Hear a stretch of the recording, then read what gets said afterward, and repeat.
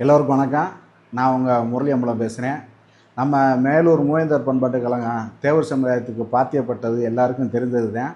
ஆனால் அந்த மண்டபம் இப்போ என்ன நிலமையில் இருக்குதுன்னு தெரியுமா உங்களுக்கு? எந்த ஒரு அடிப்படை வசதியுமே இல்லாமல் இது வரைக்கும் இருக்குது. அந்த மண்டபத்தில் உள்ளே போய் பாருங்கள், லெட்டின் பாத்ரூம்பை பாருங்களேன். ஒரு இது பஸ் ஸ்டாண்டில் இருக்கிற பாத்ரூம்பை விட அவ்வளோ கேவலமாக இருக்குது.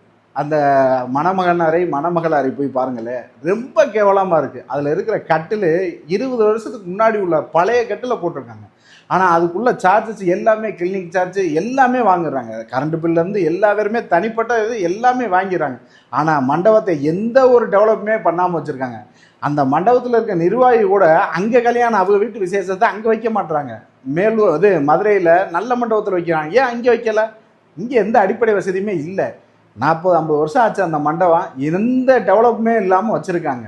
ஆனால் அவங்க அந்த நிர்வாகிகள் தனிப்பட்ட பிஸ்னஸ் பண்ணுறாங்க. அந்த இதெல்லாம் போய் பாருங்களேன், எவ்வளோ டெவலப் பண்ணி வச்சுருக்காங்கன்னு.